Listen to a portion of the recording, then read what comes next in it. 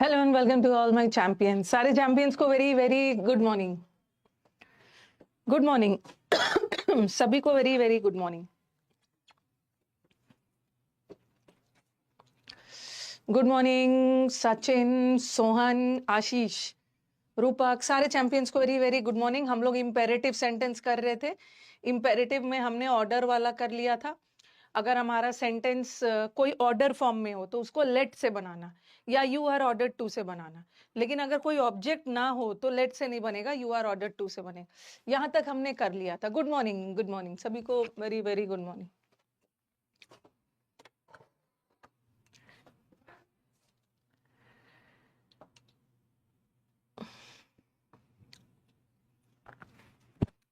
Voice नहीं आ रही है,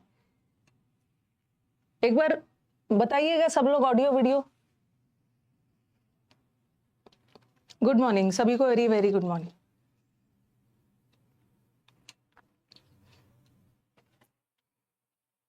ऑल ओके है ना? लेट प्लस बी थ्री या यू आर ऑर्डर टू। चलो अब रिक्वेस्ट वाला पे चलते हैं। अगर हमारा वाक्य कोई रिक्वेस्ट फॉर्म में हो, जैसे ऑर्डर टू में यू आर ऑर्डर टू लगा रहे हैं ना, उसी तरह रिक्वेस्ट वाला सेंटेंस आ गया तो यहाँ पे लेट नहीं डालना है, यू आर ऑर्डर टू डाल देना। Sorry, you are requested to. ठीक है, अगर रिक्वेस्ट वाला सेंटेंस इतना अपने से जोड़ देना। जैसे मैंने लिखा शट द डोर तो ऑर्डर था, अब मैंने लिखा please shut the door, please shut the door. अब तो शट द डोर तो ऑर्डर था बट इसमें प्लीज लगा दिया, अब ये रिक्वेस्ट हो गया। ठीक है, तो यहाँ पे लेट लगा के मत बनाना, लेट वाला ऑर्डर में बनता है। यहाँ पे आप लगाओगे यू आर ऑर्डर्ड, सॉरी बार बार ऑर्डर बोल दे रही हूँ, यू आर रिक्वेस्टेड। और रिक्वेस्टेड के साथ प्लीज मत लगाना। यहाँ प्लीज लगा के सिर्फ बताया है कि रिक्वेस्ट का सेंस है, तो रिक्वेस्टेड के साथ प्लीज मत लगा देना, सुपरफ्लुअस हो जाएगा, क्योंकि रिक्वेस्टेड का मतलब ही है प्लीज के सेंस में। और यहाँ से पूरा उतार देना, you are requested to shut the door. और अब आप बोलोगे कि मैम एक्टिव से पैसिव बनाते समय तो V3 लगाते हैं, आपने तो शट का V1 फॉर्म रखा है, क्योंकि यहाँ पे मैंने ऑलरेडी पैसिव बना दिया, इज एम आर के बाद V3 आ गया तो ऑलरेडी पैसिव हो गया।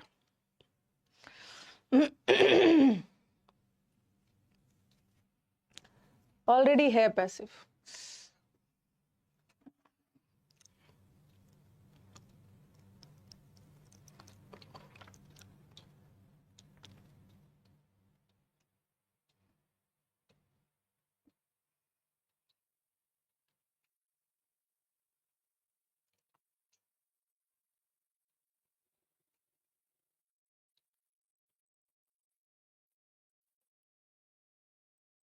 ओके, या मैंने लिखा एक और क्वेश्चन, प्लीज से भी होता है, मैंने लिखा डू इट फॉर मी, मेरे लिए काम कर दीजिए काइंडली। और काइंडली वर्ड से भी पता चल रहा है कि ये वाक्य रिक्वेस्ट का सेंस दे रहा है, तो यहाँ पे भी यू छुपा हुआ सब्जेक्ट, यहाँ भी वही करोगे, यू आर रिक्वेस्टेड। आज हम वॉइस खत्म करेंगे, you are requested to do it for me. ठीक है, फिर से काइंडली मत लगाना, काइंडली से पता चल रहा है कि ऑर्डर नहीं, रिक्वेस्ट वाला सेंस है। प्लीज से पता चल रहा है कि रिक्वेस्ट वाला सेंस है, आप फिर से प्लीज और काइंडली मत यूज।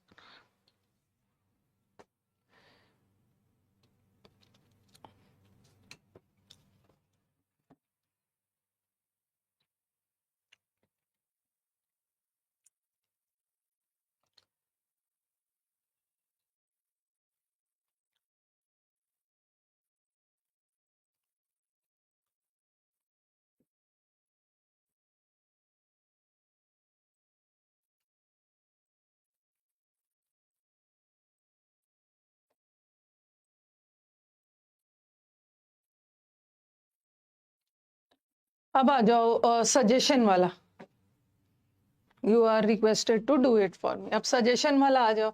आपको लगेगा मैम ऑर्डर वाले में यू आर ऑर्डर टू लगाते हैं, रिक्वेस्ट वाले में यू आर रिक्वेस्टेड टू लगाते हैं, तो सजेशन वाले में जरूर यू आर सजेस्टेड टू होगा, नहीं। सजेशन वाले सेंटेंस में हम शुड लगाते हैं, शुड भी लगा सकते हैं, और मस्ट भी लगा सकते हैं, मस्ट भी लगा सकते हैं, लेकिन अगर दोनों आ गया तो प्रायोरिटी इस शुड को देना है, शुड को देना है।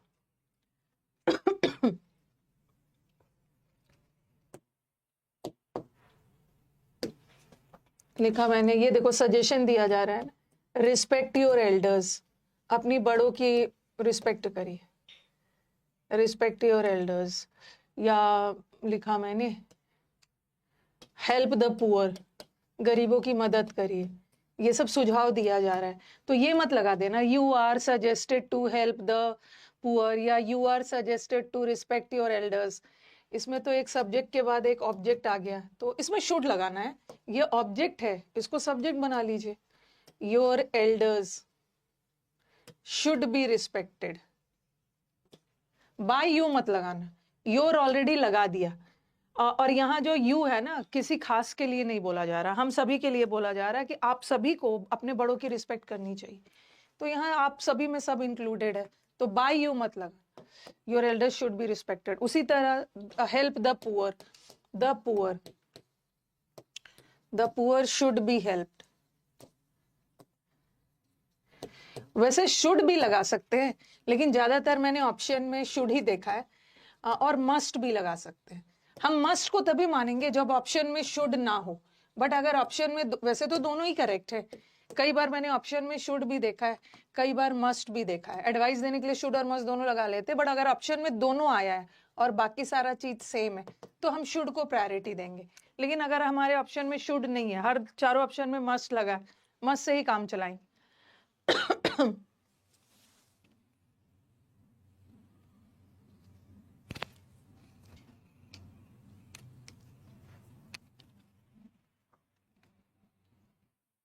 मस्ट भी लगा सकते हैं प्रियांशु, मस्ट भी लगा सकते हैं, लेकिन अगर दोनों आ गया तो आप शुड को प्रायोरिटी देना।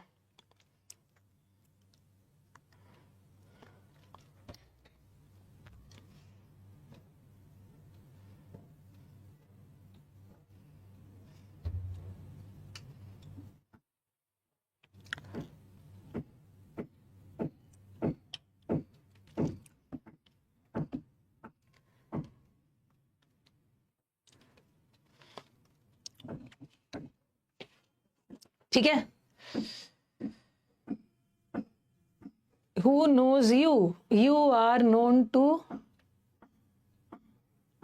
who knows you, तो बताऊंगी बताऊंगी वो भी। अच्छा एक मिनट बताती हूँ इसका क्वेश्चन, ये क्वेश्चन मार्क सेंटेंस है ना।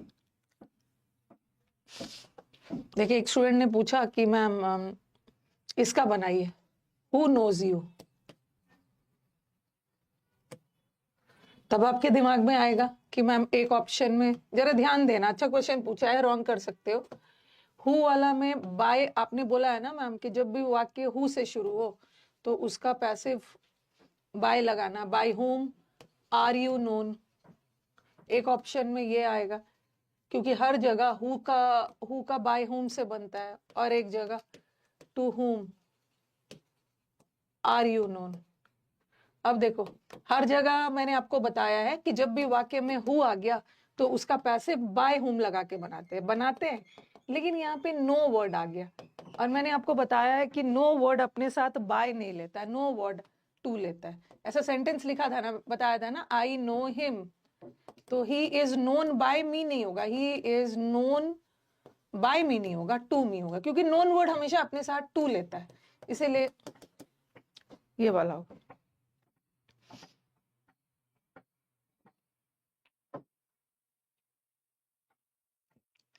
क्या क्या बोल रहे हो भाई रूपक, हु नोज यू, इसको हमें ऑब्जेक्ट था, सब्जेक्ट बनाना है ना, तो बाय हुम, यू, यू के साथ इस थोड़ी होगा, are, by whom, to whom are you known, are के साथ विद।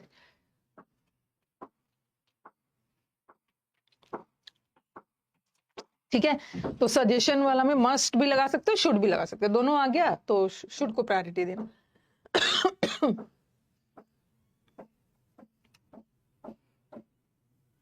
अब बताओ, डोंट लाफ एट मी, इसका क्या होगा?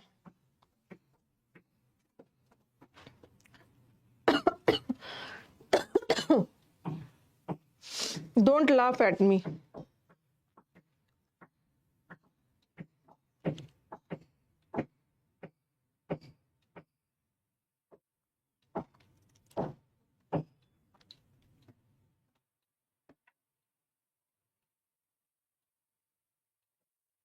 मेरे ऊपर मत हंसो,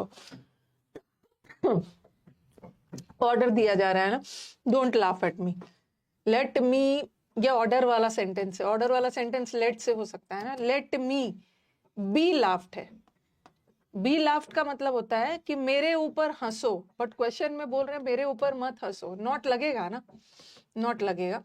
और आई एम लाफ्ड एट, ये भी हो गया, let me be not laughed, और यहां से एट उड़ा दिया, लाफ के साथ एट है तो यहां भी एट रहना चाहिए, तो ये भी गलत हो गया, आंसर सेकंड हो गया सेकंड। लेकिन ये भी ना सेंटेंस पूरी तरह से करेक्ट नहीं है, अब क्या करोगे, ऑप्शन में इसने ये दे दिया है तो हमें भी ये चुनना है, बट सपोज ये भी ऑप्शन में रहता और एक ऑप्शन में रहता let me not be laughed eight, देखो ये ऑप्शन आपके एग्जाम का ही है, लेकिन इन्होंने बाकी तीनों तो फिट नहीं बैठ रहा है, तो हमें अल्टीमेटली इसी को चूज करना है, बट ये भी पूरी तरह से सही नहीं है, इसको करेक्ट ये होना चाहिए था, लेट मी, नॉट को पहले ले आओ और फिर बी के बाद थर्ड फॉर्म डालो, मतलब करेक्ट यही वाला है, बट ये वाला नहीं है तो हमें इसी से काम चलाना है, बट अगर दोनों आ जाता तो हमें इसको चुनना है, क्योंकि हमें बी के तुरंत बाद थर्ड फॉर्म लाना है, लेकिन यहाँ पे बी के बाद नॉट लगा के तब थर्ड फॉर्म लगाया, नहीं,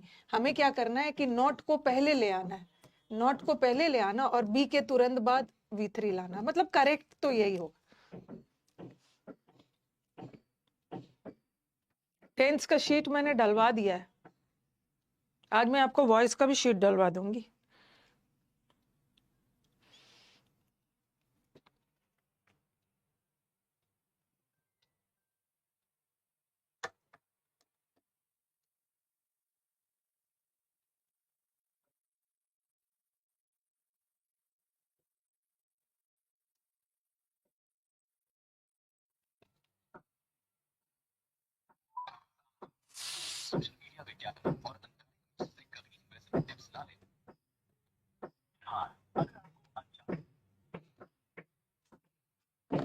हेलो, ठीक है, okay.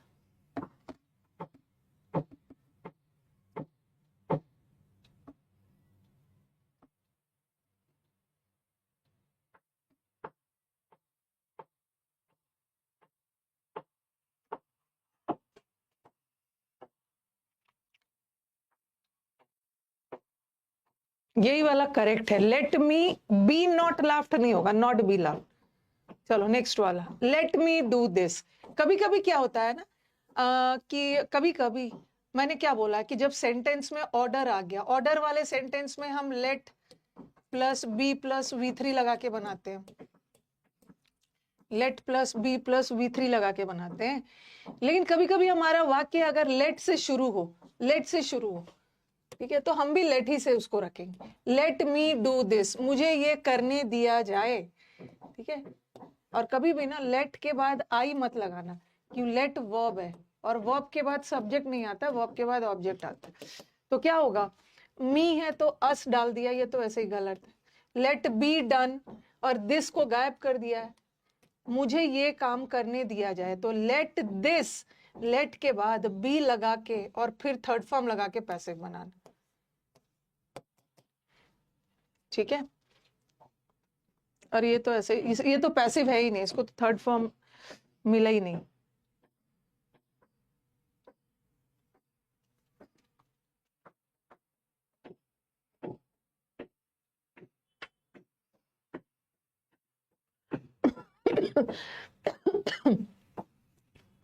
Late this be done by me, third वाला, do all the necessary test soon, सारे नेसेसरी टेस्ट को अच्छे से करवा लो, ठीक है। All the necessary test may be done तो नहीं होगा, क्योंकि मे पॉसिबिलिटी बताता है, पॉसिबिलिटी में मतलब टेस्ट करवा भी सकते हो, नहीं भी करवा सकते हो, बट यहाँ बोला जा रहा है कि करवा लें। Let all the necessary test be done soon, let all the necessary test वर, ये तो नहीं होगा, क्योंकि लेट के बाद बी लगा के तब थर्ड फॉर्म उड़े, वर लगा दिया, ये भी हट। और all the necessary test have to be done भी नहीं होगा, हैव भी नहीं होगा, लेट के साथ ये वाला बी लगा के V3, यहाँ पे उसको बोला जा रहा है कि सारा टेस्ट करवा लो, खाली आप सिर्फ और सिर्फ अपना आंसर नोट करिए।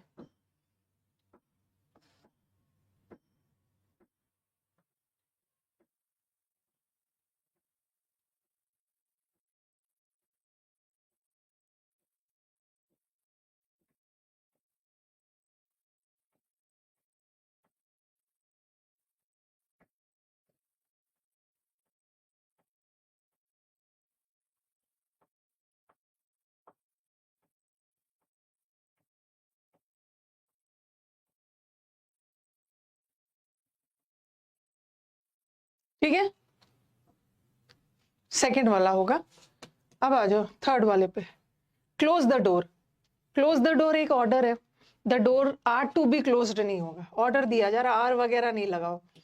और let the doors are close भी नहीं होगा, बी लगा के होगा, let the doors be closed.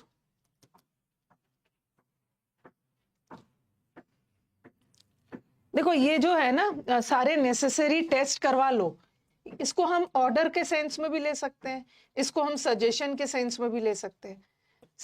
सारे टेस्ट करवा लीजिए आप, do all the necessary test. तो हम इसको ऑर्डर भी ले सकते हैं या सजेशन भी दिया जा सकता है, बट यहाँ सजेशन वाला कोई ऑप्शन ही नहीं है, तो हम इसको ऑर्डर मानेंगे और लेट से करेंगे। Close the door, late the doors be close. फटाफट उतारिए इसको, आज वॉइस खत्म करना।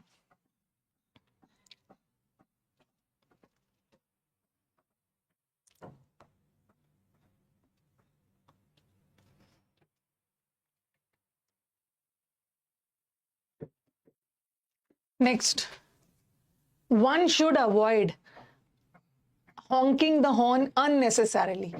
बिना मतलब का हॉर्न बजाना, कुछ लोग होते हैं ना बिना मतलब का गाड़ी का हॉर्न बजाते रहते हैं, इसको अवॉइड करना चाहिए। नॉइस पोल्यूशन होता है, साउंड पोल्यूशन।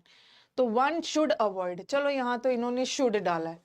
अगर हमारे वाक्य में शुड है तो आप बोलोगे मैम ऑट टू भी तो एडवाइज होता है,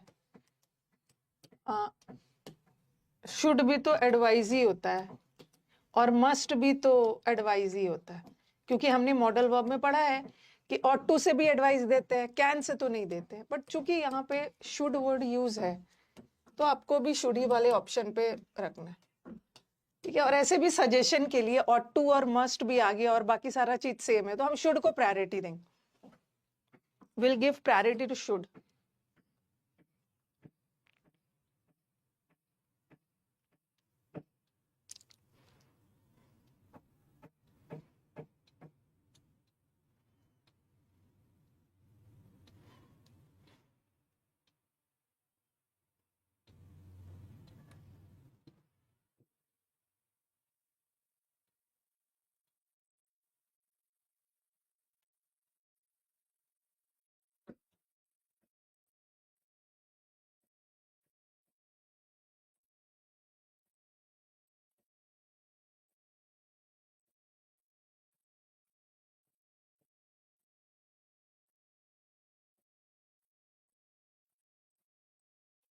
सिक्स्थ वाला पे आ जाइए, और भी है।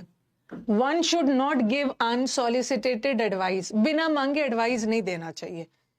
तो यहाँ देखो unsolicited advice should not be given, ये तो इजी है, मे कांट और ये सब तो नहीं हो।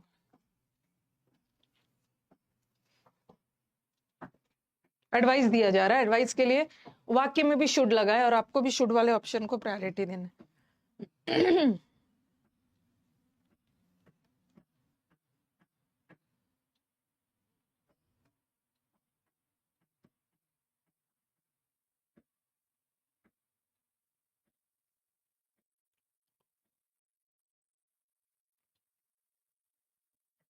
नेक्स्ट,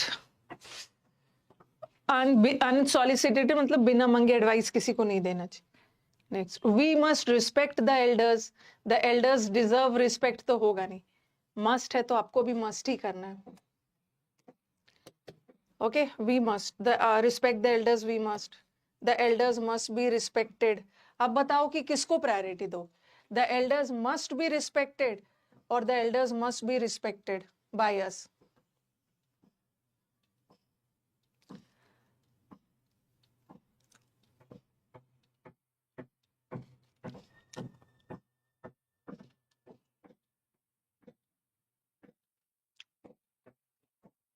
हमें अपने बड़ों की रिस्पेक्ट करनी चाहिए।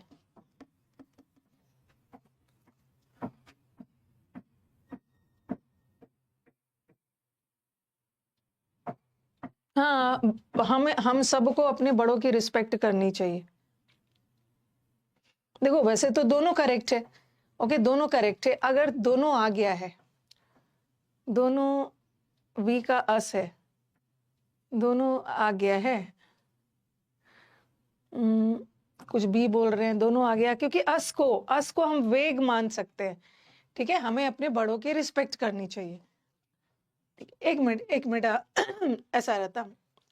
देखो अब थोड़ा सा ध्यान देना है। इसमें क्या करना है ना, अगर सेंटेंस ऐसा रहता, वी मस्ट, ध्यान देना जरा। ये क्वेश्चन थोड़ा सा परेशान करने वाला है। अगर ये क्वेश्चन ऐसा रहता, we must respect our elders, हमें अपने बड़ों की रिस्पेक्ट करनी चाहिए, अपने से बड़ों। और एक जगह रहता, we must respect the elders. जरा दोनों सेंटेंस में डिफरेंस देखना। वी का ही आवर लगा है, ठीक है, वी का ही आवर लगा है, तो हमें यहाँ पे लिखना है our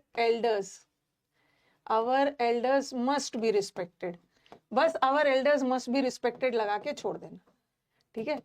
our elders must be respected by us मतलब भी हमारे ही है, ओके। और आवर ही हमारे एल्डर्स की रिस्पेक्ट हम ही करेंगे ना, तो यहाँ पे बाय अस मत लगाना। लेकिन अगर द एल्डर्स आ गया है ना, द एल्डर्स जितने भी बड़े लोग हैं, ओके, आपके बड़े नहीं, आपके बड़े मतलब आपके रिलेशन में आपसे जितने बड़े हैं, और यहाँ तो कोई भी बड़े बुजुर्ग की रिस्पेक्ट करना है, तो यहाँ पे बाय लगाना, the elders must be respected by अस। यहाँ पे आपने आवर लगा दिया, तो आवर लगा दिया, our elders must be respected by us लगाने की जरूरत नहीं है, क्योंकि हमारे एल्डर्स की रिस्पेक्ट हम ही तो करेंगे, बाय अस मत लगाना। बट यहाँ पे द एल्डर्स मतलब दूसरे फैमिली मेंबर्स भी हो सकते हैं, दूसरे एल्डर मतलब आप, हो सकता है ये आपके फैमिली मेंबर नहीं हो, आप कहीं ट्रेन में कहीं भी वो मिल जाए, तब यहाँ पे बाय अस लगाना, ठीक है। और यहाँ पे द लगा है ना, द लगा है, ठीक है, तो यहाँ पे बाय अस लगाओगे। हमारे द्वारा, हमारे पड़ोसी के बड़े लोग को भी करना है, समाज में जितने भी बड़े लोग हैं करना है। थर्ड होगा, थर्ड ही होगा। ये याद रखना, आंसर भी एसएससी ने थर्ड ही दिया था। The traitor should be dead, shot dead. Traitors मतलब गद्दार को शॉट डेड कर देना चाहिए था। तो ये तो पैसिव हो गया ना, मॉडल वर्ब के बाद बी लगा के थर्ड फॉर्म पैसिव है। अब हमें इसका एक्टिव चुनना है, तो इसका एक्टिव क्या होगा, शुड हैव शॉट।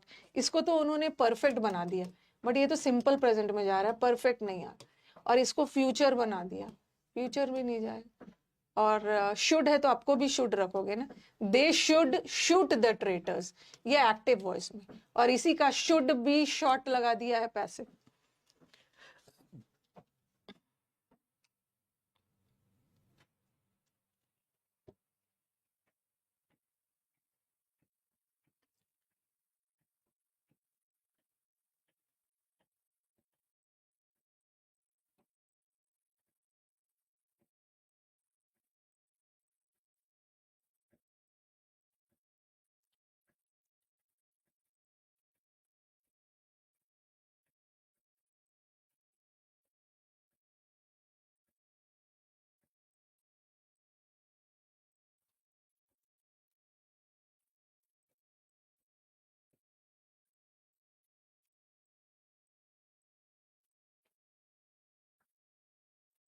ठीक है, they shot the traitors, that should को नीचे वाले में गायब कर दिया।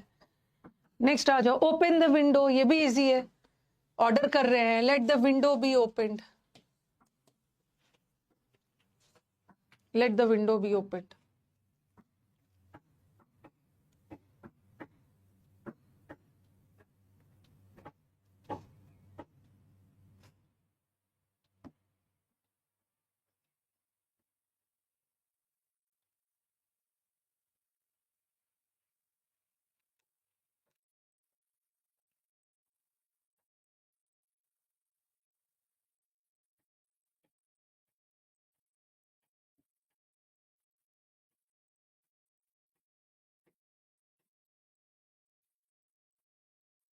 Next, do not inform the police about the robbery, police को इन्फॉर्म मत करना चोरी के बारे में।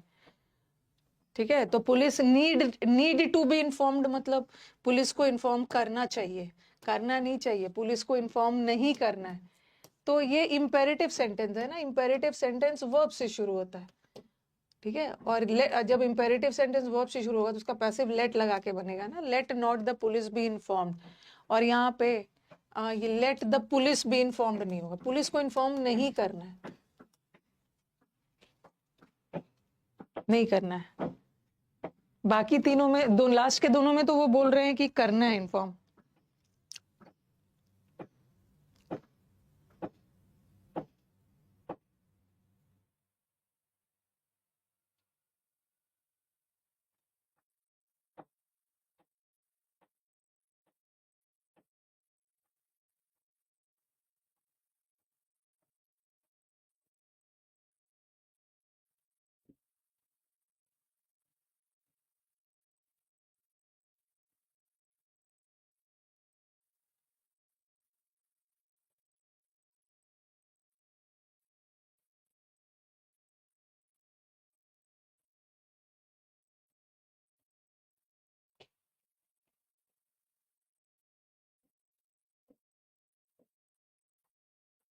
ऑप्शन वाला इजी लगता है ना, ऑप्शन के साथ भी आता है, बगैर ऑप्शन वाला। चलो अब ये हो गया। कभी कभी, कभी कभी क्या होता है ना कि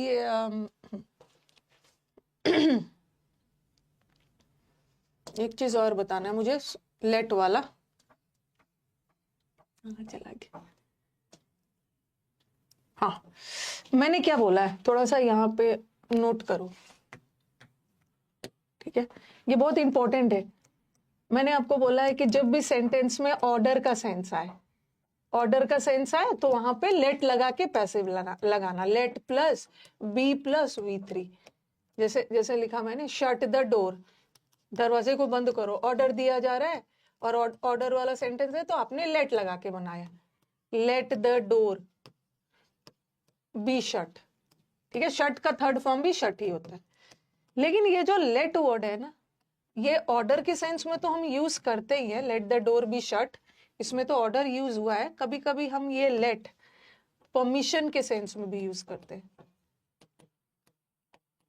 कभी कभी ये लेट सजेशन के सेंस में भी यूज करते हैं।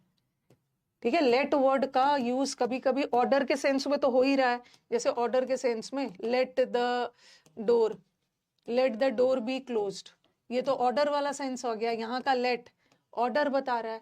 फिर मैंने लिखा लेट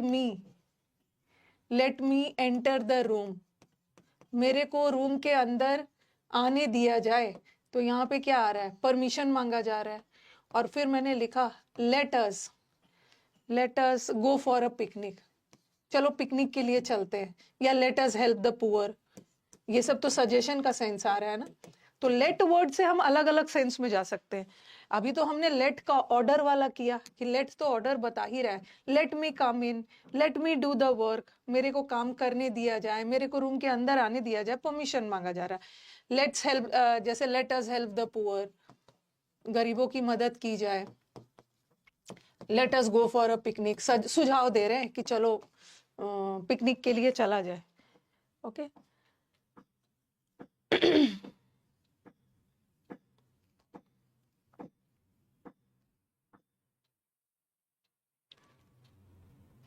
ठीक है, ये वाला लिखिए, ये वाला उतारिए। उसके बाद सेंटेंस के अकॉर्डिंग कहाँ सजेशन दे रहा है, कहाँ पे परमिशन का सेंस है, कहाँ पे ऑर्डर का सेंस है, उसमें फिर हम लोग करेंगे।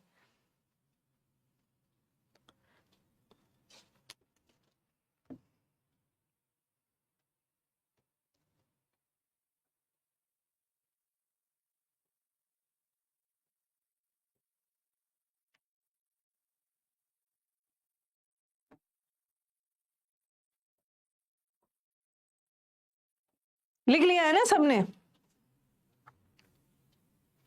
कि लेट क्या क्या बता सकता है। अब आपका देखो कैसे आएगा।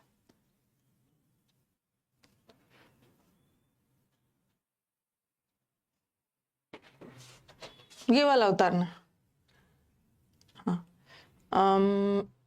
अब देखना sentence, let us help the poor, let them play, यहीं पे देती लेट मी डू दिस, यहाँ पे अलग से लिखवा रही हूँ।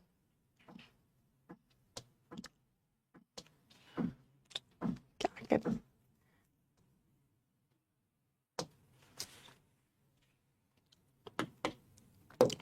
मैंने लिखा let us help the poor, चलो गरीबों की मदद की जाए। तो ये एक सजेशन है, सजेशन का सेंस जा रहा है ना।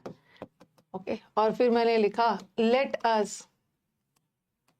Late us organise a party, चलो एक पार्टी ऑर्गेनाइज किया जाए। यहां भी सजेशन का सेंस जा रहा है। और मैंने बोला था ना कि कभी कभी लेट वाला सेंटेंस लेट से भी स्टार्ट हो सकता है। ओके, लेकिन यहाँ पे क्या का सेंस जा रहा है, let us help the poor, चलो गरीबों की मदद की जाए, तो सजेशन का सेंस आ रहा है ना। और जहां सजेशन का सेंस आ रहा है तो वहां पे हम शुड लगा सकते हैं। Okay, the poor should be helped, गरीबों की मदद होनी चाहिए। सजेशन का सेंस आ रहा है, यहाँ भी सजेशन का सेंस आ रहा है, यहाँ भी सजेशन का सेंस आ रहा है, तो आप शुड लगा सकते हो, क्योंकि यहाँ लेट से सजेशन का सेंस आ रहा है, ऑर्डर का सेंस नहीं आ रहा। और सजेशन के लिए शुड लगा दो, a party should be organised. ये तो सजेशन वाला सेंस आ गया। अब मैंने लिखा, अब मैं लेट को परमिशन के लिए लिख रही हूँ। मैंने लिखा late me enter the room, मेरे को रूम में एंटर करने दिया जाए। ठीक है, और कैसे ऑप्शन में आता है बता रही हूँ, यहाँ परमिशन का सेंस है। ये क्वेश्चन आया, okay, let me enter the room, ये क्वेश्चन आया, और ऑप्शन में ऐसा दे देंगे, I may be allowed to enter the room, मेरे को अलाउ किया जाना चाहिए रूम में एंटर के लिए, टू एंटर द रूम, ये आएगा। और हमेशा यही ऑप्शन आता है, और बच्चे इसी को रॉन्ग समझ देते हैं। ये बच्चे इसको रॉन्ग समझ देते कि लेते हैं कि अरे मे कहाँ से आ गया, मे तो पॉसिबिलिटी का सेंस है, मे पॉसिबिलिटी का सेंस है, बट यहाँ तो परमिशन मांगा जा रहा है। जब मैंने आपको मॉडल वर्ब पढ़ाया था उसमें मैंने आपको बताया था ना कि मे पॉसिबिलिटी बताता है। ठीक है, मे पॉसिबिलिटी बताता है कि बारिश हो भी सकती है, नहीं भी हो सकती है। मे आई कम इन में मे परमिशन के लिए यूज करते हैं। May God give you success, may हम किसी को आशीर्वाद देने के लिए भी यूज कर सकते हैं। हम खाना खाते हैं ताकि हम जी सके, हम मे पर्पस के लिए भी यूज करते हैं। ये सब मैंने जब आपको मॉडल वर्ब पढ़ाया था उसमें जब मैं मे पढ़ा रही थी तो सब पढ़ा दिया था। तो आप बोलोगे मैम इस क्वेश्चन में तो कहीं भी वाक्य में मे वर्ड यूज है ही नहीं, लेकिन कहाँ से यहाँ मे आ गया, क्योंकि इस वाक्य में क्या का सेंस आ रहा है, परमिशन का, मेरे को रूम के अंदर एंटर किया जाए, और हम परमिशन के लिए तो मे लगा ही सकते हैं। आई मे बी अलाउड, तो इस ऑप्शन को गलत नहीं मानना, यही आंसर करेक्ट है। कुछ को लगेगा ना कि कहाँ से मे आ गया, क्वेश्चन में कहीं मे वगैरह है नहीं, कहाँ से आ गया।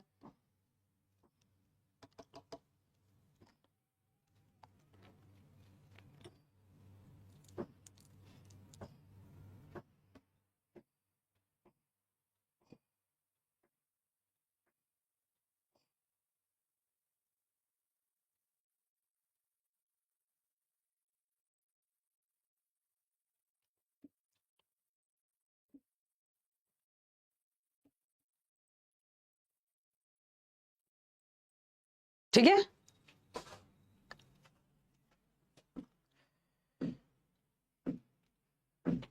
कभी कभी जैसे जैसे ये सेंटेंस आया, मे आ गया, मे वाले ऑप्शन को गलत मत मानना, प्रीवियस पेपर में ये मिलेगा मे वाले ऑप्शन के साथ। लेकिन मे तभी लगाओगे ना जहां का लेट परमिशन का सेंस आए, जहां का लेट एडवाइस वगैरह का सेंस आ रहा है वहां पे शुड लगाना, मे मत लगाना। जैसे लिखा मैंने लेट मी डू दिस, तो कभी कभी हम लेट वाले को लेट से भी शुरू करते हैं। जैसे मैंने ये वाला अभी दिया था कुछ देर पहले, लेट मी डू दिस, तो मैंने लिखा था let this be done by me. ठीक है, ये भी करेक्ट है, लेकिन सपोज ये ऑप्शन नहीं होता तो ऐसा भी, लेट मुझे ये करने दिया जाए, मेरे को ये करने के लिए अलाउ किया जाए, परमिशन का सेंस है ना, तो हम ये भी लिख सकते थे। I may be allowed, I may be allowed to do this, ये भी कहीं से गलत नहीं था। यहाँ पे मैंने लेट लगा के किया, लेट के बाद बी लगा के V3, और यहाँ मॉडल वर्ब के बाद बी लगा के V3, और यहाँ मैं इसलिए लगाया ना, शुड नहीं लगा सकते क्योंकि परमिशन का सेंस। सपोज ये ऑप्शन नहीं रहता तो ये भी लगा सकते, आई मे बी अलाउड, क्योंकि यहाँ परमिशन का सेंस आ रहा, तो मे वाले को कहीं से प्लीज गलत नहीं मानना है।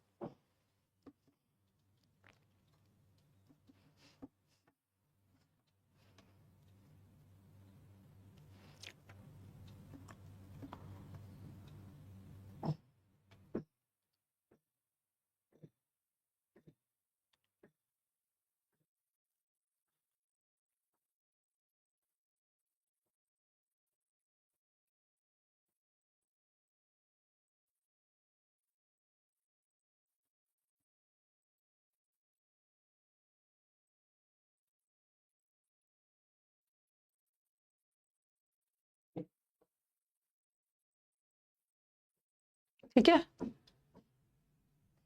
तो लेट वाला थोड़ा सा ध्यान रखना है। और पैसिव ऑफ मॉडल वर्ब्स, ठीक है, पैसिव ऑफ मॉडल वर्ब्स यहाँ पे वैसे मुझे बहुत ज्यादा पढ़ाने की जरूरत है नहीं, साथ में मैंने पढ़ा ही दिया, बट अगर चाहो तो लिख सकते हो। मॉडल वर्ब्स में शुड है तो शुड ही रखना है, कुड है तो कुड ही रखना है, कैन है तो कैन ही रखना है। सिर्फ ये थोड़ा सा विल और शैल में बदलता है। फर्स्ट पर्सन के साथ आई और वी के साथ शैल लगाना, और सेकंड पर्सन के साथ यू के साथ, ही के साथ, शी के साथ विल लगाना।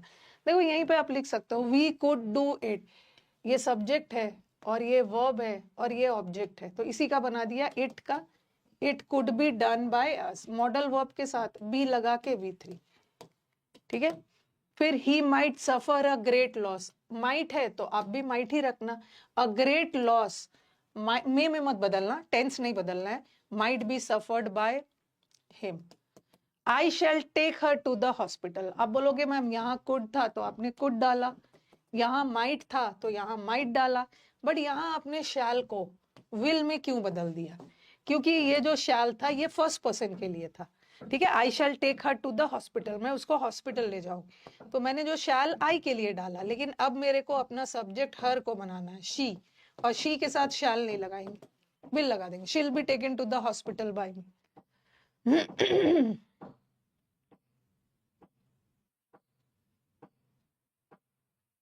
और कभी कभी भी ना ऐसा सेंटेंस मत लिखना, आई बी अलाउड नहीं होगा कभी भी, कभी भी। अच्छा एक चीज मैं आपको और बताऊं, एक चीज आपको और बताना है,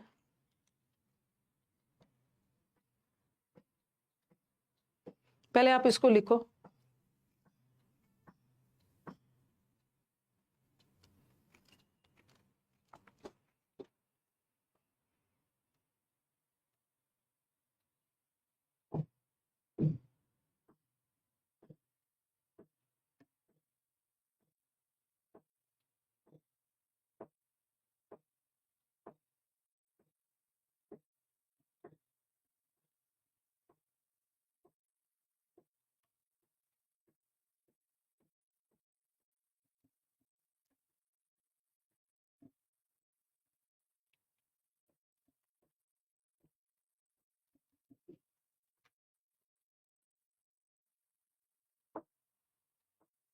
okay, she'll be taken to the hospital में, तो मॉडल वर्ब्स में सिर्फ विल शैल देखना है। We ought to respect our parents, तो यहाँ भी ऑट टू है, तो यहाँ भी ऑट टू ही रखना, ऑट टू के साथ बी लगा के V3, और आवर पेरेंट्स है, हमारे पेरेंट्स को बाय अस लगाने की जरूरत नहीं, हमारे पेरेंट्स को हम ही रिस्पेक्ट करेंगे, ठीक है। तो we ought to respect our parents ought to be respected, by us मत लगाना, बायस। अच्छा एक चीज और याद रखना, चाहे तो वहां भी लिख सकते हो या यहीं भी लिख सकते हो, ये जो बी वर्ब है ना, जहां पे मैंने बी का फॉर्म्स पढ़ाया था, ये बी वर्ब को कभी भी अकेले यूज नहीं कर सकते, ठीक है। जैसे मैंने लिखा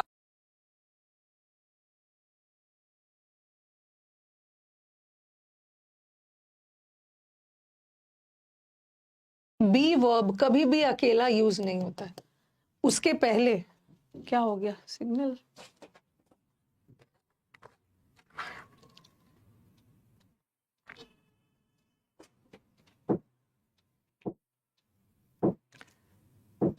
अचानक से ब्लैंक हो गया था, सिग्नल इशू दिखा रहा था। ये जो बी वर्ब्स है ना, ब्लैक स्क्रीन हो गया था, अब सही है। ये जो बी वर्ब्स है इसको कभी भी अकेले यूज मत करना। ही बी रिस्पेक्टेड नहीं होगा। ये बी वर्ब को किसी ना किसी वर्ब के सहारे की जरूरत है, या ही कोई भी मॉडल वर्ब लगा दो। ही विल बी रिस्पेक्टेड, या ही मे बी रिस्पेक्टेड, या ही शुड बी रिस्पेक्टेड। ठीक है, तो कभी भी बी वर्ब वाक्य में अकेले नहीं आता है, उसको किसी ना किसी के सहारे की जरूरत होती है। या तो कोई मॉडल वर्ब लगा दो, या लेट लगा के भी कर सकते हैं, लेट हिम बी रिस्पेक्टेड। तो कभी भी बी वर्ब वाक्य में अकेला नहीं आएगा। लेट भी तो वर्ब है, उसको किसी न किसी वर्ब के सहारे की जरूरत। जैसे यहाँ बी को कोई भी मॉडल के सहारे की जरूरत है, यहाँ बी भी अकेले नहीं आ सकता है, उसको लेट के साथ आएगा। या तो लेट के साथ आएगा, या तो किसी मॉडल के साथ आएगा। ठीक है, लेकिन एक ऐसा वाक्य है जहां पे बी वर्ब अकेला आ सकता है। कौन से वाक्य में? इंपेरेटिव सेंटेंस में। इंपेरेटिव सेंटेंस में जो वर्ब से स्टार्ट होता, बोलते हैं ना, be quiet, okay, be honest, be faithful. तो आप बोलोगे मैम यहाँ तो बी वर्ब को किसी के सहारे की जरूरत नहीं है।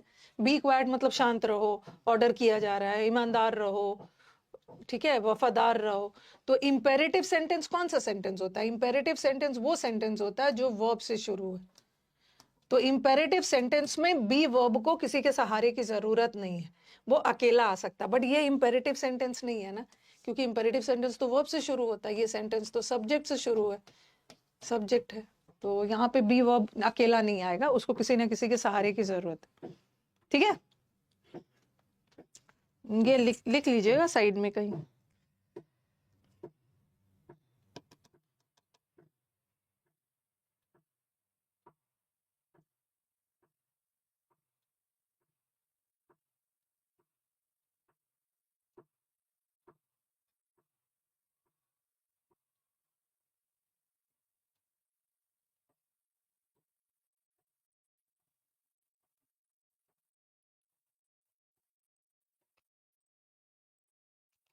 और एक चीज मुझे और बताना था, जो कि मैंने वहां पे मिस किया था, बाद में मुझे याद आया। ये तो लिख लिया होगा, जब मैं आपको वो पढ़ा रही थी ना, प्रेजेंट कंटिन्यूअस, थोड़ा सा वहां पे जगह है तो लिख लेना। ठीक है, कॉपी तो आपके पास ही होगा। एक तो याद रखो कि बी वर्ब वाक्य में कभी अकेला नहीं आता है, आता भी है तो इंपेरेटिव सेंटेंस में, किसी को ऑन ऑर्डर दिया जा रहा है, रिक्वेस्ट किया जा रहा है, वो वाले सेंटेंस में। ठीक है, be polite, be quiet. But normal sentence में जो सब्जेक्ट से स्टार्ट होता है उसमें बी वर्ब अकेला नहीं है। अब मैंने लिखा he is always, he is always helping me. क्या ये सेंटेंस करेक्ट है? या he is always coming on time? ये एक कैसा हैबिट है? ये एक कैसा हैबिट है? ये एक पॉजिटिव हैबिट है। किसी की हेल्प करना पॉजिटिव हैबिट है, ठीक है। और किसी का टाइम पे आना, ये भी एक पॉजिटिव हैबिट है। जो काम आप हमेशा करते हो, तो जैसे इज हेल्पिंग, मैंने क्या बोला कि he helps the poor, he helps the poor, मतलब वो गरीबों की मदद करता है अक्सर। और यहाँ में मैंने बोला he is helping the poor, वो गरीबों की मदद कर रहा है। इसका मतलब है कि हमेशा नहीं करता है। ये जो प्रेजेंट कंटिन्यूअस है ना, ये टेम्परेरी एक्शन है, और ये इसका परमानेंट रूटीन है। ठीक है, मैंने आपको ये 10th चैप्टर में पढ़ाया था, ही हेल्प्स द पुअर, वो गरीबों की मदद करता है अक्सर। बट यहाँ पे अक्सर का सेंस नहीं आ रहा है, वो गरीबों की मदद कर रहा है, ये इसका टेम्परेरी एक्शन है जो कंटिन्यूअस में चल रहा है। ठीक है, ये आपको पढ़ाया था। अब देखो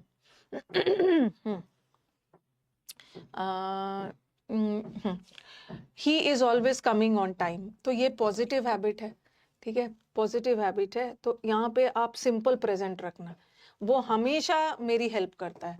तो यहाँ पे आपको लिखना है ही ऑलवेज हेल्प्स मी, ठीक है, ही ऑलवेज हेल्प्स मी, और वो हमेशा टाइम पे आता है, तो ही always comes on time.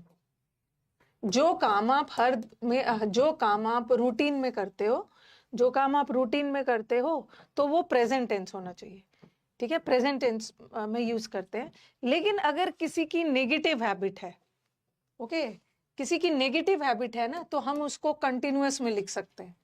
Negative habit का मतलब समझ रहे हो? जैसे मैंने लिखा ही नेवर हेल्प्स मी, ये भी सब या ऐसा लिखा मैंने, he always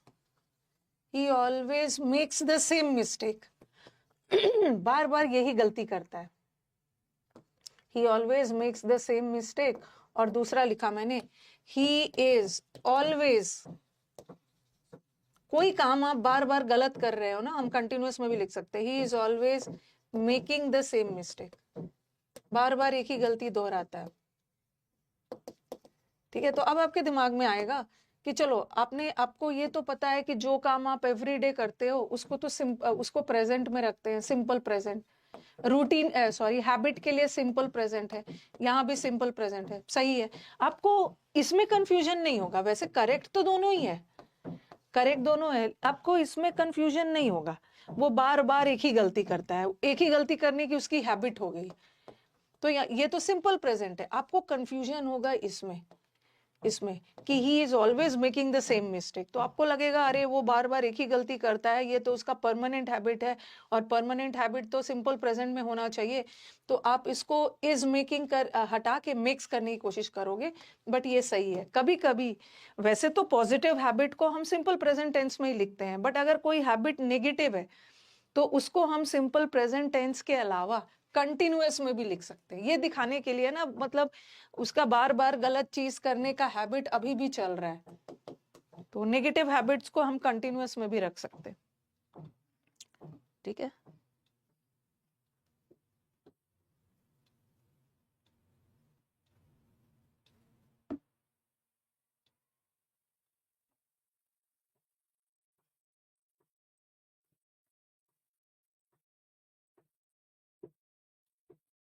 अभी अभी इतने ज्यादा इनविटेशन कार्ड्स आ रहे हैं, हमारे सारे स्टूडेंट्स की शादी हो रही, तो हम नेगेटिव पॉजिटिव हैबिट को कंटिन्यूअस में नहीं रख सकते, ओके, बट नेगेटिव हैबिट्स को हम सिंपल प्रेजेंट टेंस के अलावा कंटिन्यूअस में भी रख सकते, तो उसको गलत नहीं मानना।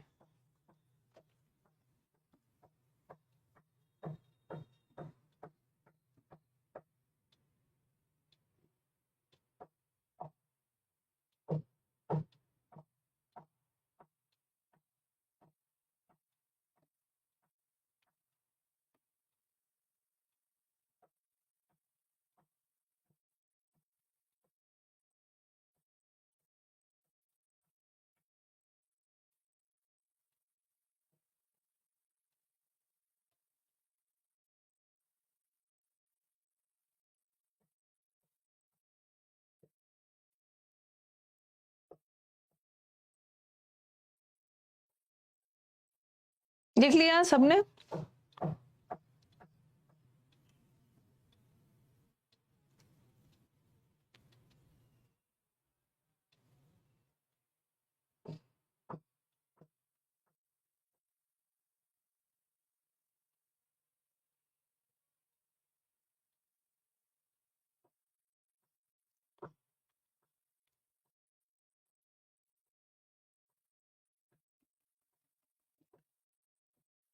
हाँ, नेगेटिव वाले को हम कंटिन्यूअस में भी लिख सकते हैं और सिंपल प्रेजेंट में भी लिख सकते हैं, बट पॉजिटिव वाले को हमेशा simple present tense, but negative वाले को कंटिन्यूअस में भी लिख सकते हैं।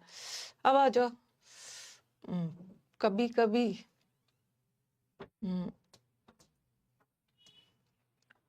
पैसिव ऑफ, अब ज्यादा नहीं बचा है, थोड़ा ही सा बचा है, passive of universal truths.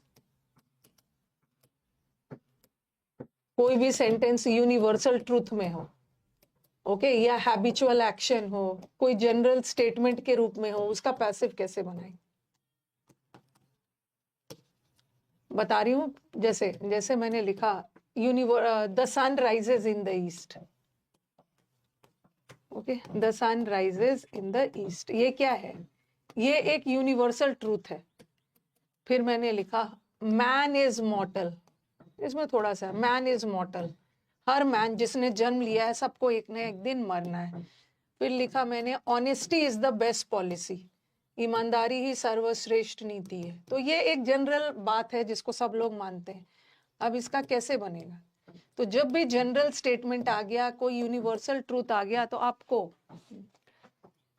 Students की शादी में ना, मतलब एक दो जिसकी दिल्ली में होती है चली जाती हूँ, बट एक आदर्श है, आदर्श की शादी है। आदर्श याद है, मैंने एक इंटरव्यू लिया था उस बच्चे का जो बिहार से था, जिसका रैंक 11 था, 2-3 साल पहले लिया।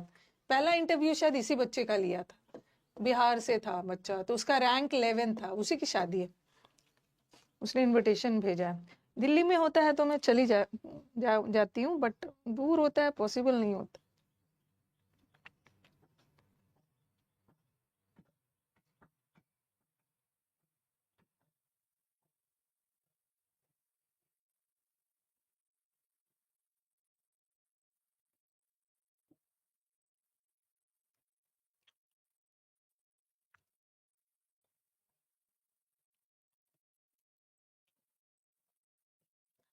और क्या दिक्कत है, स्टूडेंट्स की शादी में जाके देखूंगी ना कि किसको पार्टनर चुना है। कहीं मेरी वही स्टूडेंट तो नहीं है जो मेरे क्लास में भी बैच में थी। कौन सा लाइफ पार्टनर चुना है?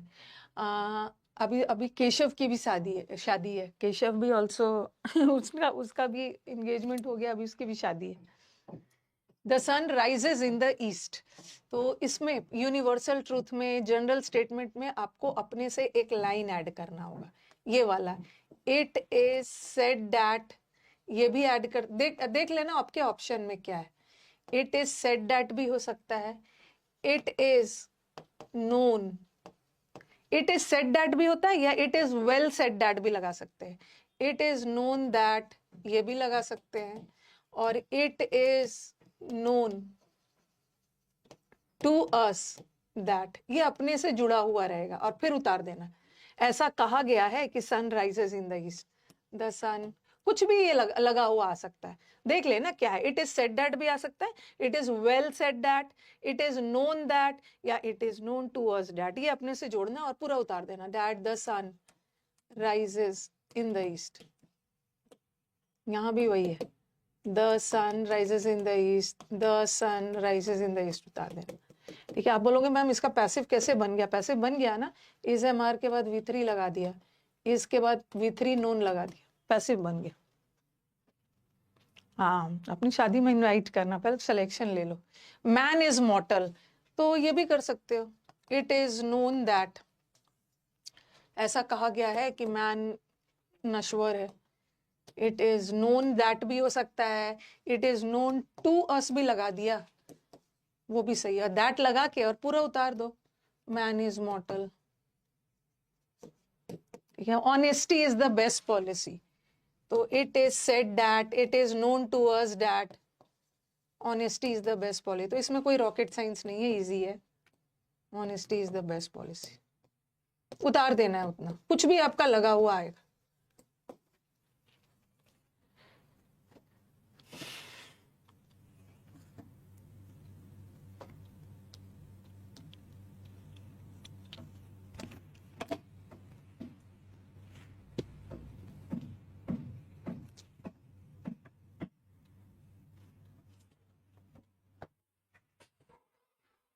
लिख के डन बोलिए, फिर आगे बढ़ेंगे। थोड़ा सा बचा हुआ है, कंप्लीट हो जाएगा आज। मैं शीट्स वगैरह डलवा दूंगी।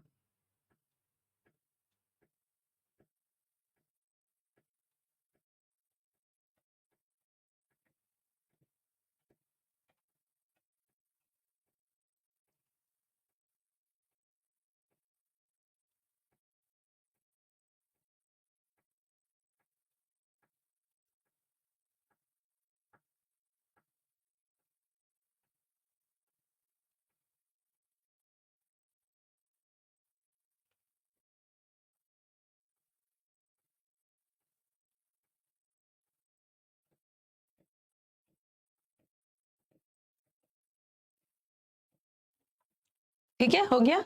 हाँ, इसका कुछ क्वेश्चन होगा, ये वाला तो करवा दिया है। अब ये हो गया। ये वाला एक क्वेश्चन देखना तो बताना इसका कौन सा आंसर होगा, कौन सा आंसर होगा। We all know that there is only one God, हम सब जानते हैं कि भगवान एक ही है, यूनिवर्सल ट्रूथ है ये, कौन सा होगा?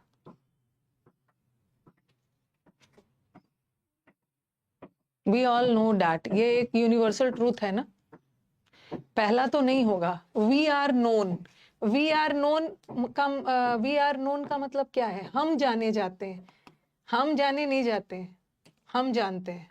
We have all known, we have known का मतलब है, ये इसका तो टेंस ही बदल दिया, ये सिंपल प्रेजेंट टेंस है और इसको प्रेजेंट परफेक्ट कर दिया। वी हैव नोन मतलब हम जान चुके हैं, नहीं हम अभी भी जानते हैं। और ओनली वन गॉड नहीं, इट इज नोन, ये यूनिवर्सल ट्रूथ है ना, तो ये वाला ऐड करोगे। It is known to us that there is only one. Fourth वाला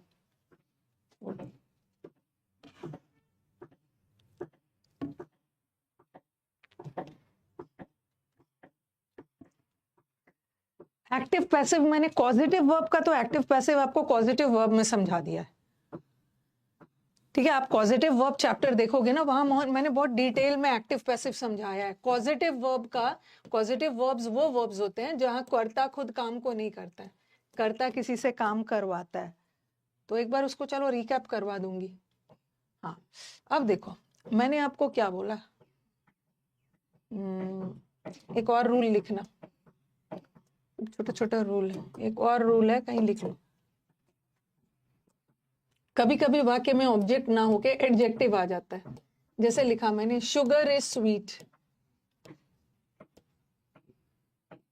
या तो मैंने ऐसा लिखा शुगर टेस्ट स्वीट, यहाँ तो कोई ऑब्जेक्ट नहीं है, शुगर हमारे वाक्य का सब्जेक्ट है और टेस्ट वर्ब है और स्वीट ऑब्जेक्ट नहीं है। ऑब्जेक्ट होने के लिए नाउन या प्रोनाउन होना होगा, बट यहाँ शुगर की विशेषता बताई जा रही है तो ये एडजेक्टिव है। फिर मैंने लिखा वुड, वुड फील्स हार्ड, अगर हम लकड़ी को छूते हैं तो बहुत हार्ड होता है, तो हार्ड भी लकड़ी की विशेषता बता रहा है, एडजेक्टिव है। फिर मैंने लिखा क्विनाइन, क्विनाइन एक दवा है जो कि बहुत मलेरिया के लिए कड़वा होता है।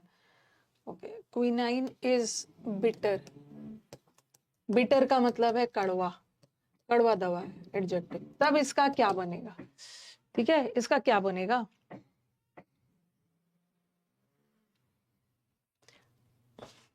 Sugar test sweet.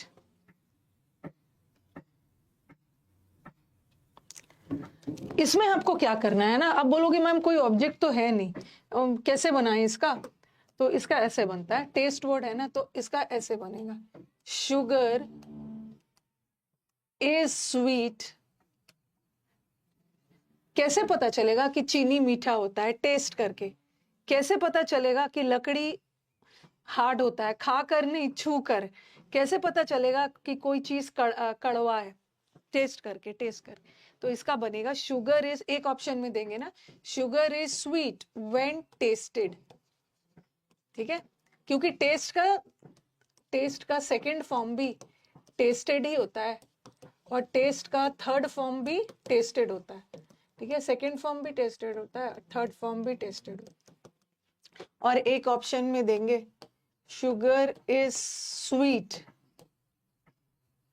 When it is tasted. चलो बताओ कौन सा correct? Sugar is sweet when it is tasted या sugar is sweet when tested?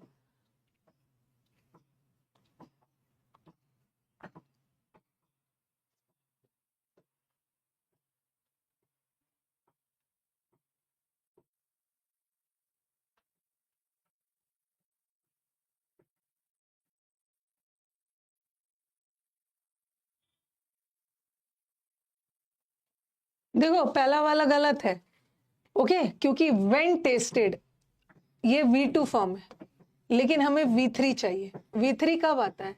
Is लगाना होगा, क्योंकि इज एम आर के बाद ही तो पैसिव में V3 आता है, तो ये सही है, ये वाला सही, नीचे वाला सही है।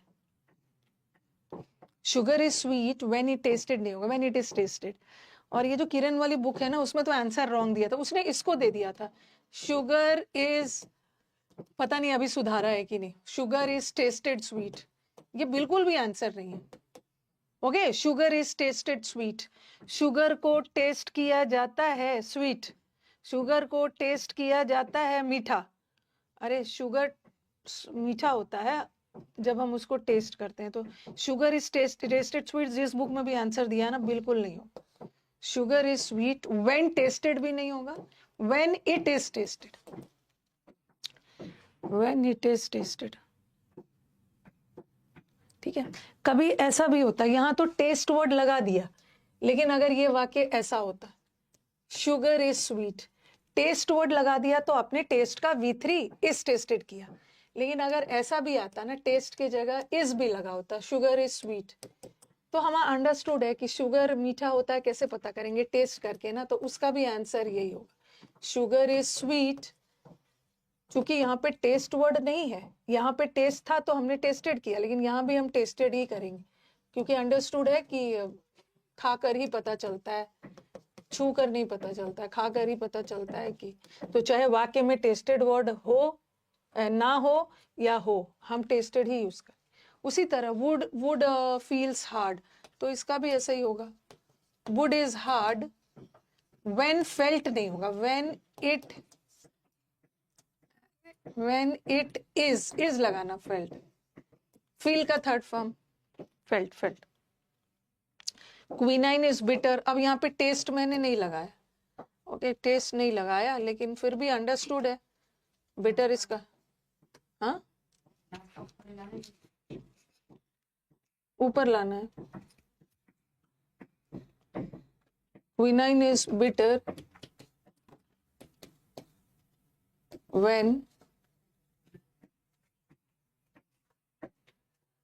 it is tasted। क्योंकि यहाँ पे टेस्ट वर्ड नहीं है, फिर भी हमें टेस्ट ही लगाना।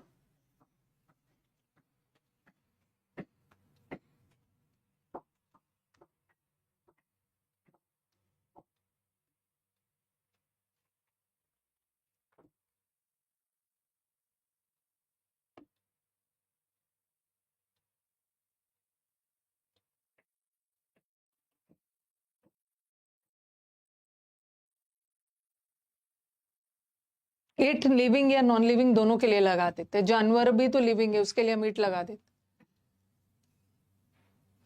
अगर वुड इज हार्ड भी रहता ना, अगर ऐसा रहता तो देख लेना ऑप्शन में क्या होता, ऐसा रहता वुड इज हार्ड, यहाँ तो खैर फील लगा दिया है, तो हमने फील का फेल्ट किया, ऐसा रहता वुड इज हार्ड। तो इसको दो तरीके से कर सकते हो, would is hard when it is touched भी लगा सकते थे, would is hard when it is touched या फेल्ट, दोनों यूज हो सकता है। जब यहाँ पे इज लगा है तो देख लेना ऑप्शन में क्या है, would is hard when it is touched, felt, कुछ भी हो सकता है, बट चूंकि यहाँ फील दिया है ना, तो यहाँ पे टच नहीं लगा सकते, फील का थर्ड फॉर्म फेल्ट होता है।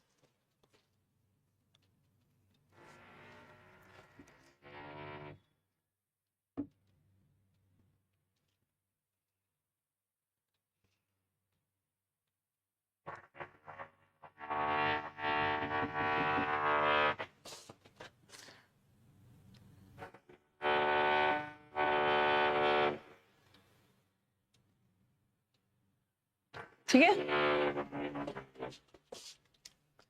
ये वाला भी हो गया।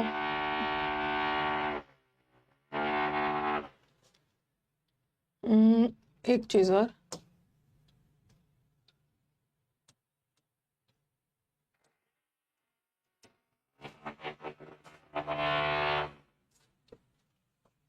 एक चीज और, मैंने आपको क्या बोला, जब वाक्य में दो ऑब्जेक्ट्स होगा, ओके, जब वाक्य में दो ऑब्जेक्ट होगा तो पैसिव भी दो तरीके से बन सकता है। जैसे लिखा he gave her a ring, ठीक है, he gave her a ring, यहाँ पे दो ऑब्जेक्ट है, ठीक है, तो दो तरीके से पैसे। विकास, उस इडियट को बोलो बंद करेगा, इतना आवाज आ रहा है। उसको यही टाइम मिलता है ये सब करने का।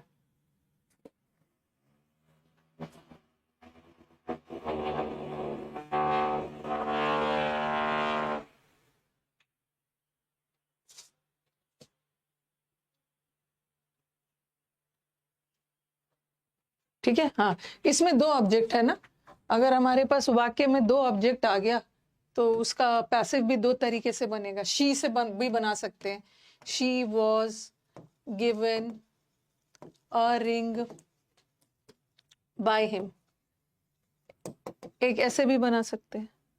ठीक है, she was given a ring by him, या अ रिंग से भी बना सकते हैं, अ रिंग वॉज। जब भी कोई चीज का जिक्र पहले आ गया तो वहां पे प्रेपोजिशन लगेगा। A ring was given to him, यहाँ पे व्यक्ति का जिक्र आ रहा है तो गिवन के साथ टू मत लगाना। ठीक है, she was given to a ring नहीं है, उसको दिया गया रिंग को नहीं, यहाँ पे टू मत लगाना। बट अगर चीज का जिक्र हो तो टू लगा देना। She was given, a ring was given to her by him. तो जब भी हमारे वाक्य में दो ऑब्जेक्ट आ गया तो उसका पैसिव दो तरीके से बनेगा। ठीक है, दो तरीके से उसका पैसिव बनेगा। ओके, लेकिन कभी कभी ना वाक्य में एक ही ऑब्जेक्ट होता है, लेकिन हम उसको दो ऑब्जेक्ट समझ के गलती कर देते हैं। बता रही हूँ, जैसे लिखो, हर अलग है और रिंग अलग है। हर कभी भी रिंग नहीं हो सकती, दो अलग अलग चीज है। लेकिन मैंने लिखा आई इलेक्टेड हिम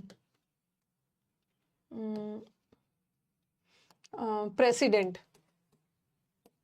तो आपको लगेगा मैम यहाँ भी तो दो ऑब्जेक्ट है, ये भी एक ऑब्जेक्ट है और ये भी एक ऑब्जेक्ट है। नहीं, यहाँ पे दो ऑब्जेक्ट नहीं था, हर अलग थी, रिंग अलग थी, बट मैंने हिम को ही तो प्रेसिडेंट बनाया। तो ये हिम और प्रेसिडेंट दो अलग अलग चीज नहीं है, ये एक ही के लिए। हिम को ही प्रेसिडेंट के रूप में चूज किया गया।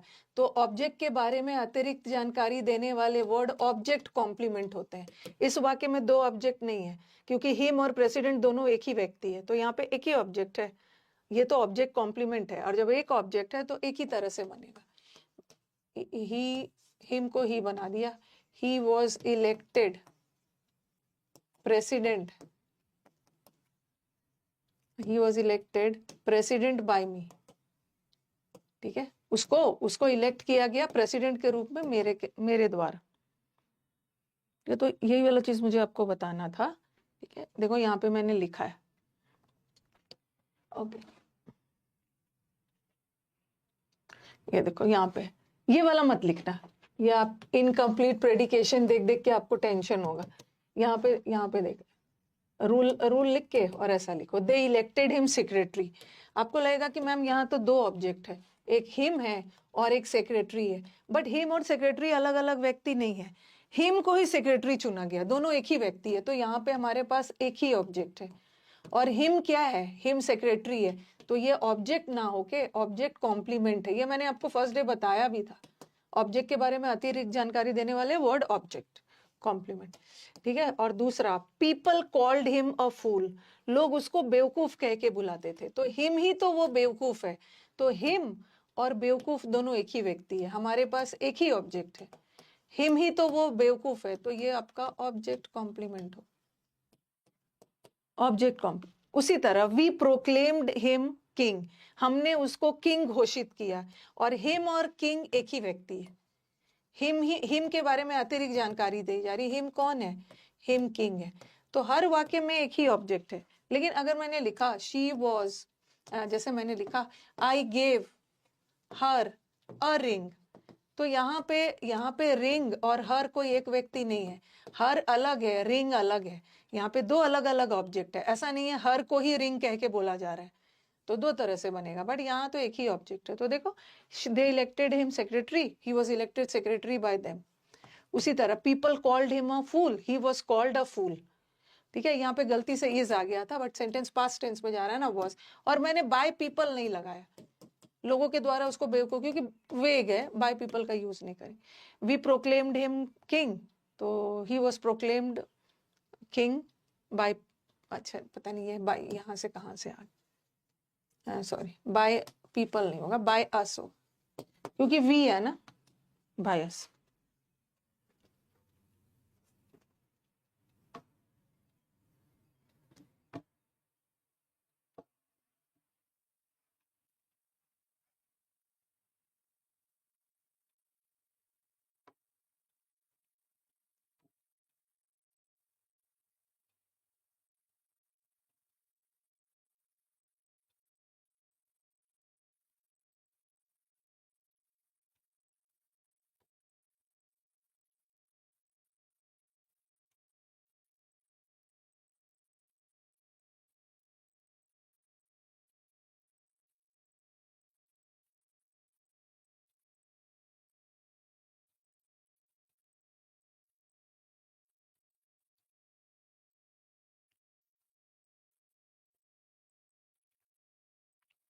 पीपल कॉल्ड है तो इसलिए मैंने इसको वॉज में बदला।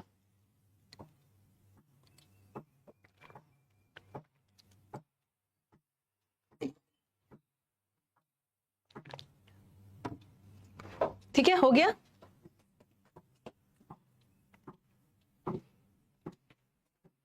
ये भी हो गया, ये भी हो गया। और ये चीज ना, हाँ, अब मेरे को कुछ कुछ सेंटेंसेस आपको करवाना है। ओके, एक्टिव पैसिव वाला तो आपका मतलब वो वाला रिवीजन करवाने की मुझे नहीं लगता जरूरत है, आपको याद होगा। आपको या तो आप एक बार ना पॉजिटिव वर्ब वाला देख लेना, आपको याद होगा। ठीक है, पॉजिटिव वर्ब, पॉजिटिव वर्ब में मैंने आपको ऐसा कुछ पढ़ाया था कि मेक और मेड वर्ड। ठीक है, एक्टिव वॉइस में अपने साथ, एक्टिव वॉइस में अपने साथ बेयर इन्फिनेटिव लेता है, और पैसिव में टू के साथ V1 वाला लेता है। फिर मैंने आपको बोला था गेट और गॉट वर्ड एक्टिव वॉइस में, एक्टिव वॉइस में 2 + V1 वाला लेता है, और पैसिव में V3 लेता है। उसी तरह हैव और हैड वर्ड पढ़ा दिया है ना डिटेल में। हैव और हैड वर्ड एक्टिव वॉइस में बेयर इन्फिनेटिव लेता है, और पैसिव में V3 लेता है। ठीक है, ये सब तो मैंने आपको डिटेल में पढ़ा ही दिया था। ओके, अब देखो, अब मुझे क्वेश्चंस कुछ करवाने। एक तो बड़ा अच्छा क्वेश्चन करवाना है। हाँ, मेरे को इसका आंसर चाहिए, हैव द कार पेंटेड। पहले तो मेरे को बताओ कि ये सेंटेंस ये बहुत ब्यूटीफुल है। ओके, मैं कुछ क्वेश्चंस लास्ट में आपको करवा रही हूँ जहां पे आपको प्रॉब्लम होगा। वैसे मैंने आपको शीट में भी ये सब डलवाया है। ठीक है, शीट में भी मिल जाएगा। हैव द कार पेंटेड, ये एक्टिव है कि पैसिव है?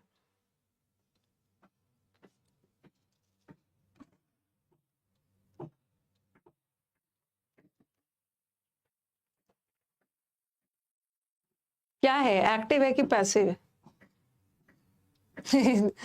अरे रुको रुको रुको, अब हमारा स्टूडेंट जाएगा। देखो, हैव द कार पेंटेड, मैंने लिखा है they have painted the car.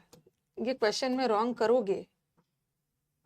चलो ठीक है, they have painted the car, इसकी हिंदी क्या है? ये क्या है, हैव प्लस V3। हैव के तुरंत बाद V3 आ गया। ठीक है, हैव प्लस हैव के तुरंत बाद V3 आया, बीच में कुछ नहीं आया। और ये क्या है, प्रेजेंट परफेक्ट। प्रेजेंट परफेक्ट का मतलब है काम हो चुका है। The car, they have painted the car मतलब कार को पेंट किया जा चुका है। ठीक है, एक्शन कंप्लीटेड है, कार पेंट हो चुका है। और किसने किया, दे ने किया। तो दे यहाँ पे एक्टिव है और हमारा डूअर एक्टिव है, तो ये सेंटेंस एक्टिव वॉइस में, एक्टिव वॉइस में they have painted the car मतलब वो कार को पेंट कर चुके हैं। ओके, ये एक्टिव वॉइस में है, और इसका मैं पैसिव बना रही हूं, the car has been painted, car paint हो चुका है by them, by them car paint हो चुका है। Okay, the car has been painted. तो आप जो बोल रहे हो ना कि मैम ये करिए, क्योंकि आपने तो बोला था कि जब भी सेंटेंस में हैज हैव हैड आ गया, हैज हैव हैड आ गया तो उसका पैसिव बीन लगा के बनाते हैं, और बीन तो एक ही जगह दिख रहा है। तो ये आपने किया, बढ़िया आंसर रॉन्ग है, ये आंसर रॉन्ग है, इसलिए क्योंकि यहाँ का हैव नॉर्मल वर्ब की तरह काम नहीं कर रहा है। यहाँ का हैव नॉर्मल वर्ब है। They have painted the car, मतलब वो कार को पेंट कर चुके हैं। यहाँ का हैव नॉर्मल वर्ब है, बट यहाँ का हैव नॉर्मल वाला वर्ब नहीं है, यहाँ का हैव पॉजिटिव वर्ब है। Positive verb, positive normal verb में ना हैव के तुरंत बाद V3 आता है। ठीक है, कार परफेक्ट टेंस में अगर हैव परफेक्ट टेंस का काम कर रहा है तो उसके तुरंत बाद V3 आएगा और काम हो चुका है। बट यहाँ हैव के तुरंत बाद V3 नहीं आया है, यहाँ हैव के बाद कार लग कर और तब जाके V3 आया है। तो ये sentence have the car painted. और दूसरा सबसे पहले हैव द कार पेंटेड मतलब यहाँ तो कार पेंट हो चुका है, बट यहाँ कार को पेंट करवाओ, यहाँ कार को पेंट करवाओ, ये इनकम्प्लीट है, अभी कार पेंट नहीं हुआ है। अगर आप ये ऑप्शन चुनते हो ना तो यहाँ तो कार पेंट हो चुका है, the car has been painted, but यहाँ बोल रहे हैं have the car painted. Have the car painted का मतलब है कार को पेंट करवाओ किसी के द्वारा। कार खुद, ये पॉजिटिव वर्ब है, और कार खुद ब खुद पेंट नहीं होगा ना, किसी के द्वारा ही कार को पेंट करवाया जाएगा। तो यहाँ का हैव पॉजिटिव वर्ब है, और पॉजिटिव वर्ब में अगर हैव पॉजिटिव वर्ब का काम कर रहा है तो पैसिव वॉइस में V3 लेता है। हैव अगर पॉजिटिव वर्ब का काम कर रहा है तो एक्टिव वॉइस में तो बेयर इन्फिनेटिव लेता है ना, बेयर इन्फिनेटिव लेता है। बट यहाँ तो V3 है, इसका मतलब है कि ये सेंटेंस में हैव पॉजिटिव वर्ब है और ये पैसिव है। पैसिव है, किसी से कार पेंट करवाना है, कार खुद बे खुद थोड़ी पेंट होगा, किसी से करवाना है। ठीक है, पहले मुझे बताओ ये समझ में आ रहा है? ये पैसिव है, have the car painted. Car painted मतलब कार अपने आप पेंट थोड़ी होगा, किसी के द्वारा कार को पेंट करवाओ। ठीक है, तो यहाँ का हैव पॉजिटिव वर्ब है, और पॉजिटिव वर्ब में अगर V3 लगा है इसका मतलब है ये सेंटेंस पैसिव है, और इसका मतलब है कि हमें एक्टिव वाला चुनना है, और ये भी तो पैसिव था। जब क्वेश्चन खुद पैसिव है तो हमें पैसिव थोड़ी चुनना है। और दूसरा, अभी कार पेंट नहीं हुआ है, बट यहाँ तो क्या सेंस जा रहा है कि कार ऑलरेडी पेंट हो चुका है। और यहाँ भी देखो I have painted the car, मैं कार को पेंट कर चुका हूं, नहीं, कार को अभी पेंट करवाना है। अब देखना, अब इसी दोनों में से कोई होगा, पेंट द कार या get someone to paint the car. देखो पेंट द कार में ना, पेंट द कार अगर ये एक्टिव, हमें तो एक्टिव चुनना है, पेंट द कार अगर ये एक्टिव है, इसका पैसिव क्या बनता है? ये ऑर्डर है let the car be painted, let the car be painted, ये पेंट वर्ब है, ये ऑर्डर वाला इंपेरेटिव सेंटेंस है। अगर ये एक्टिव होता तो इसका पैसिव ये बनता ना, let the car be painted. But यहाँ तो ऐसा कुछ पैसिव बना नहीं है, यहाँ खुद उस व्यक्ति को बोला जा रहा है कि कार को पेंट करो, बट ये हैव पॉजिटिव वर्ब है, और पॉजिटिव वर्ब में कर्ता खुद काम को नहीं करता है, कर्ता किसी और से करवाएगा। गेट समवन, किसी और से कार को पेंट करवाओ, तो आंसर ये, आंसर ए है, ए। ये थोड़ा ऐसा क्वेश्चन अभी आता नहीं है, आजकल तो बड़ा इजी आता है, पता नहीं क्यों नहीं पूछते। Get someone to paint the car, किसी से कार पेंट करवाओ, खुद नहीं करना है। ठीक है, आई हैव पेंटेड में भी खुद किया, पेंट द कार मतलब किसी व्यक्ति को खुद बोला जा रहा है पेंट करने के लिए। देखो कैसे कैसे ऑप्शंस को छाटा जाता है। सबसे पहले ये सेंटेंस का थोड़ा सेंस देखो, have the car painted, car को पेंट करवाओ मतलब अभी कार पेंट हुआ नहीं है, कार को किसी से पेंट करवाओ, अभी कार पेंट हुआ नहीं है, बट यहाँ तो कार को पेंट कर दिया है, और यहाँ भी परफेक्ट लगा के कार को पेंट कर दिया। अब आपके दिमाग में आएगा पेंट द कार मतलब कार को खुद पेंट करो, और यहाँ गेट समवन किसी से पेंट करवाओ।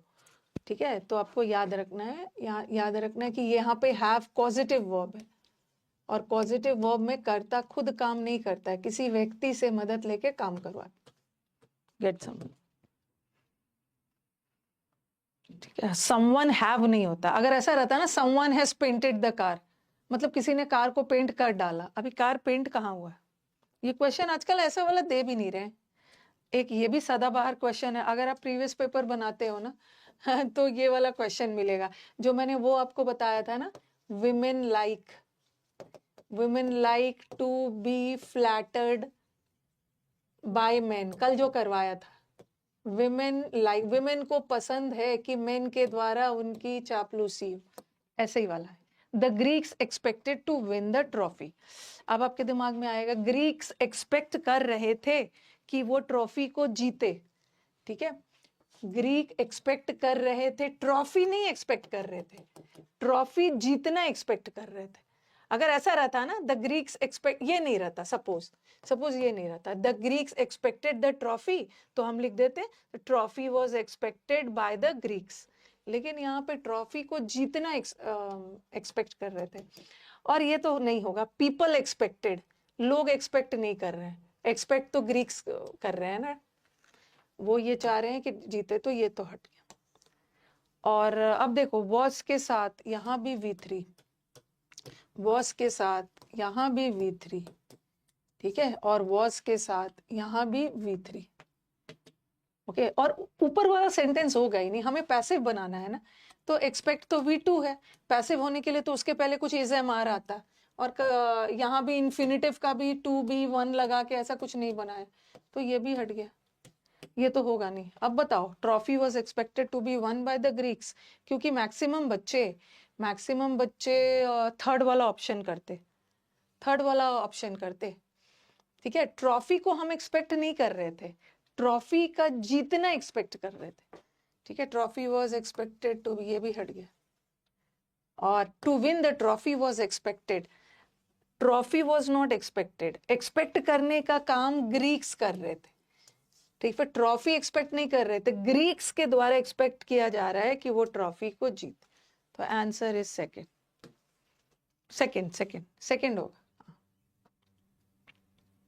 और यही वाला क्वेश्चन एक दो बार और आया है, ठीक है, ये वाला क्वेश्चन एक दो बार और आया है, और इसका ऑप्शन कुछ अलग था, ऐसा था,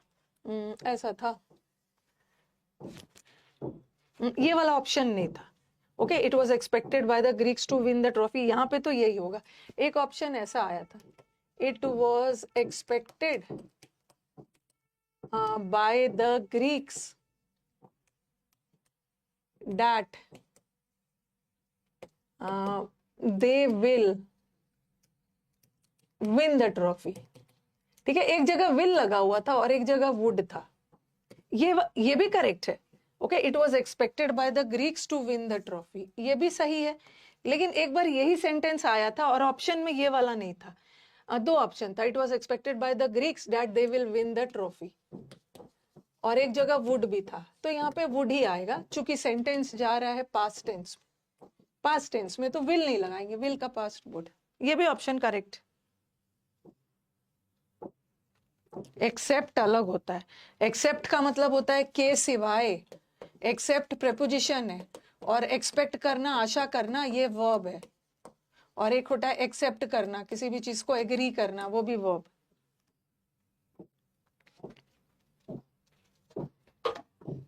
इन्फिनेटिव को हम सब्जेक्ट नहीं बना सकते,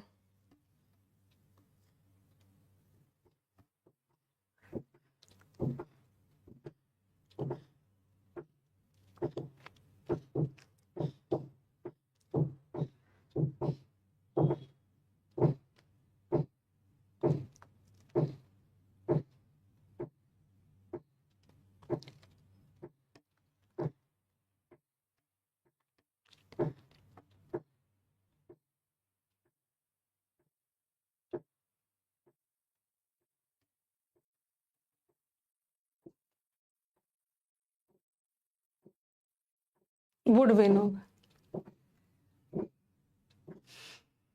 ओके। ये भी हो गया, गेट समवन भी हो गया। तो फाइनली बहुत टाइम से हमने वॉइस चैप्टर खत्म कर दिया। अब मैं आपको वॉइस का, देखो, एक तो वॉइस का भी आपको 2-3 शीट मिलेगा, ठीक है। अभी विकास को बोलती हूँ वॉइस का शीट डाल देने के लिए, 4 ऑप्शन वाला, ठीक है, 4 ऑप्शन वाला शीट डालेंगे, और इसका भी आपको 2-3 शीट मिलेगा, और एक वॉइस का स्पॉटिंग एरर वाला शीट भी मिलेगा। 4 ऑप्शन वाला इजी होता है। 4 ऑप्शन में क्या होता है कि आपके पास प्लेट में 4 ऑप्शन सजा के दिया है और आपको एक चुनना है, बट कभी कभी वॉइस स्पॉटिंग एरर्स फॉर्म में भी आ जाता है और वहीं पे बच्चे गलती करते हैं। वो शीट भी मिलेगा आपको।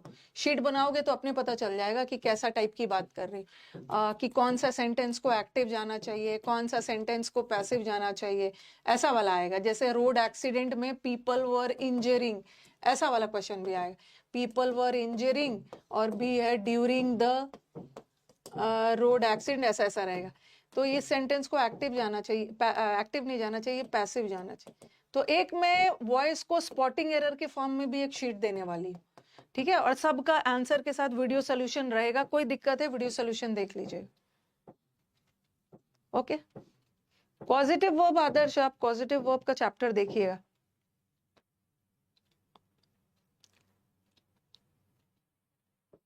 ओके, तो चलो कल से हम लोग नरेशन स्टार्ट करेंगे। मैं शीट डलवा दूंगी, विकास को बोलती हूँ सब शीट डाल दे।